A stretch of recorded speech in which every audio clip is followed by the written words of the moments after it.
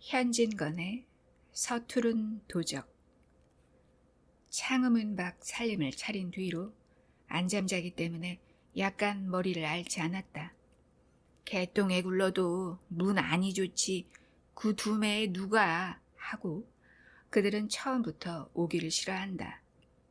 일갓집들의 연줄로 간신히 하나 구해다가 놓으면 잘 있어야 한두 달, 그렇지 않으면 단 사흘이 못 되어 보찜을 쌓는다.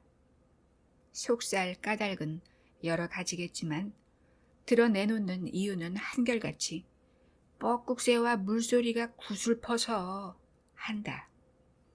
불행한 인생의 길을 걷는 그들에겐 집을 애두르는 시냇물 노래와 뒷산 속에서 새어 흐르는 뻐꾸기의 울음도 시름을 자아낼 뿐인 모양이다. 어둑어둑한 소나무 그늘 밑에 그들은 하염없는 눈물을 씻게 되고 햇빛에 고요히 깃들인 풀 그림자도 까닭없이 그들의 마음을 군성거리게 하는 듯 두 해의 번잡과 조음이 도리어 그들의 신경을 무디게 해주고 심장을 지질러주는 듯 아무튼 안잠자기가 붙어있지 않았다. 병약한 아내의 단손으로는 도저히 살림을 꾸려나가는 수가 없고 사람은 있어야 될 판이라 나이 늙든 젊든 일을 잘하든 못하든 안잠만 자준다면 우리는 감지덕지로 위에 올리는 판이었다.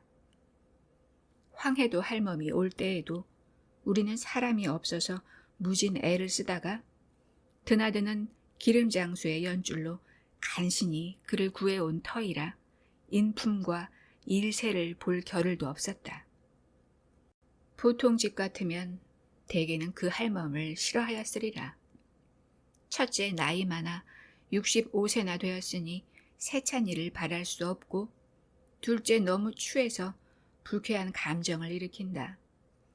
얼굴은 늙은 일본 호박 모양으로 위아래가 내밀고 눈과 코 언저리가 움쑥 들어갔는데 검붉은 버섯으로 덮였고 가을바람도 일어난 지 오래인 음력 8월인 이때 땀이 차서 헤어진 광당포 적삼 하나를 걸쳤고 잠뱅이 비슷하게 짧은 배치마가 갈기갈기 찢어졌는데 그 조각마다 기름때가 켜켜이 앉았다. 요새 명색 안잠작이라도 위아래를 인조견으로 휘감고 버듬적하게 양산 한 개쯤 들고 다니는 데 비하면 그야말로 소양지판이다. 그러나 우리는 와준 것만 감지덕지다. 저 나이에 저 꼴을 하고야 설마 오래 붙어 있겠지. 안해도 나를 보고 해주기 웃으며 도리어 안심하는 눈치를 보였다. 안해에 전하는 말을 들으면 그 할멈은 황해도 안악 사람으로 농토를 빼앗기고 살 길이 없어 아들 부부만 제 시골에 쳐들이고 저는 13살 먹이 손자 하나를 대불고 버리곳을 찾아 걸어서 서울을 올라왔다. 공덕리를 중심으로 한 기름장사의 틈에 끼어 3원이란 전 천량을 들여 장사를 시작해 보았으나 처음 일이라 단골도 없고 모든 일에 서툴어서 미천조차 깝살려버리고 필경 남의 집에나 살아보자고 나섰더니 그나마 뜻같이 되지 않아 오늘날까지 동향의 기름장사꾼의 신세를 입다가 우리 집에 오게 되었다 한다. 하루 이틀은 무사히 지나갔다. 사흘이 못 되어 피차의 얼굴이 조금 익어지자 그의 호소와 하소연이 6, 7월 장마 모양으로 끊칠 줄 몰랐다. 그는 아내를 졸르다가 못하여 이제는 나만 보면 졸르기 시작한다. 나으리 마넴, 제 손자 새끼를 어떻게 하면 좋을까? 대구로 대불고 와요. 13살이라도 못할 일이 없시다. 저 건네방이 비지 않았실까? 우리 아들 내외께 좀 빌려주시깡요.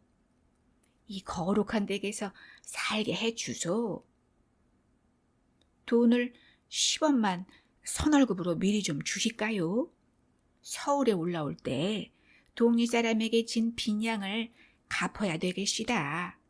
나으리 마냄 사람 좀 살리소.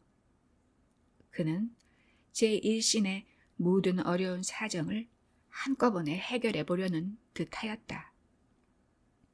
처음에는 허허 실수, 지나치는 말로만 여겼더니 웬걸 차차 그의 하소연이 물론 진정으로 가슴에서 우러나오는 것을 깨달았다.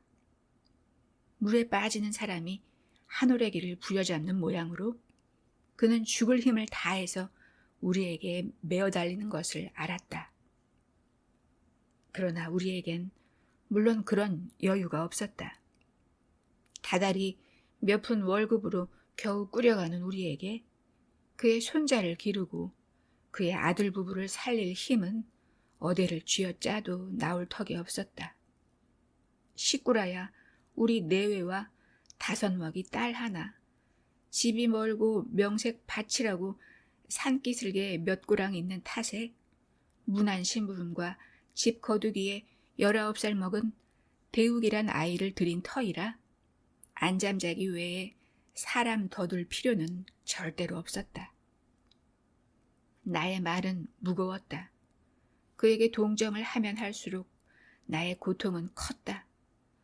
험난한 인생의 길에 산 표본을 눈앞에 보는 듯하여 나의 가슴만 어두워질 뿐이다. 낮보담도 밤이 더 견디기 어려웠다. 낮에는 나도 집에 붙어있지 않거니와 자기도 일이 바쁘니 조를 겨를이 없으되 밤엔 저녁을 먹고 앉으면 그의 애원은 쉴 새 없이 나의 귀를 울리고 머리를 들먹인다. 두 방에 불떼기가 어려워서 장지로 막은 안방에 우리는 아랫간에 자고 그는 윗간에 자니 한 방이나 진배가 없었다. 그의 한숨과 호소는 장지 하나를 격해 폭포수같이 쏟아진다. 그는 좀처럼 잠도 자지 않았다. 내가 깨어있는 듯한 눈치만 보이면 자기의 원정과 서름과 슬픔을 늘어놓는다. 이 거룩한 댁에서 자기를 안 살려주면 누가 살리겠느냐. 내가 꼭 그를 구해야만 될 의무가 있는 것처럼 추근추근하게 굳세게 줄기차게 조르고 볶고 호소하고 애원한다. 불면증이 있는 나는 이따금 뜬 눈으로 새기까지 되었다. 잠꼬대처럼 호소를 중얼거리다가도 그는 흔히 고단한 꿈을 맺는 모양이나 이 꿈이 도무지 길지 않았다. 높던 숨소리는 이내 깊은 한숨으로 변한다. 그렇다. 그것은 정말 깊은 한숨이다. 바닷속 깊이 파도가 이는 모양으로 우후 하는 처창한 울림을 낸다.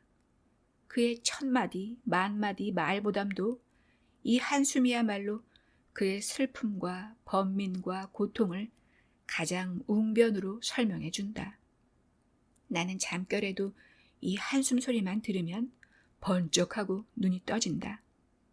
10손, 20손이 나를 흔들어 깨운다 한들 이 인생의 최후의 휘파람 같은 무겁고 우렁차고 비통한 이 울림처럼 나의 마음을 뒤흔들고 마음을 움직이지 못하였으리라. 나는 고만 잠을 잊어버린다. 그 산란한 괴로운 숨결, 그 탄력 없는 늙고 무거운 팔다리가 이리로 저리로 뒤척거리는 둔한 음향.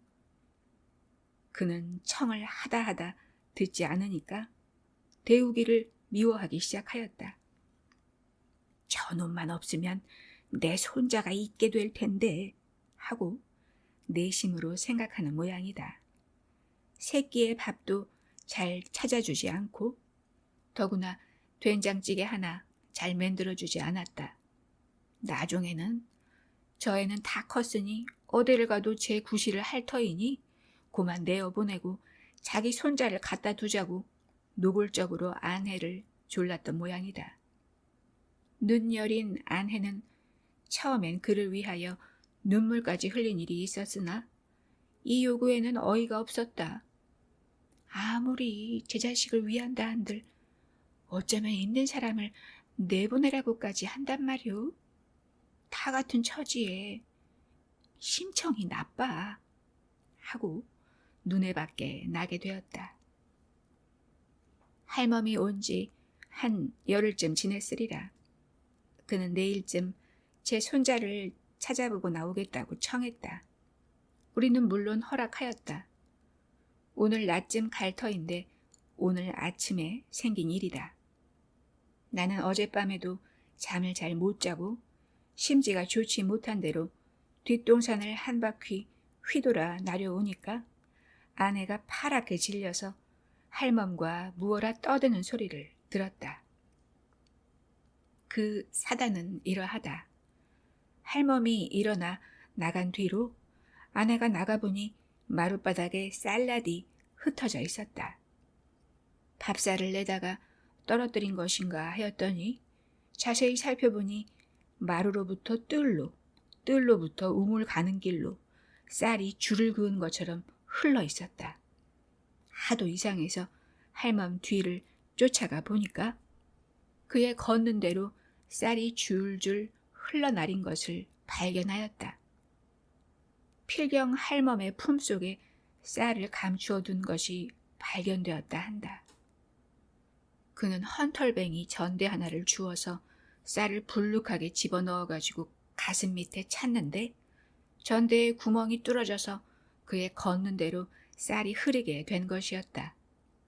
나는 그대로 출근했다가 저녁 때 돌아와서 할멈을 물었더니 그는 품속에서 훔친 쌀을 도로 내어놓고 100배 사죄하며 제 손자한테로 갔다 한다.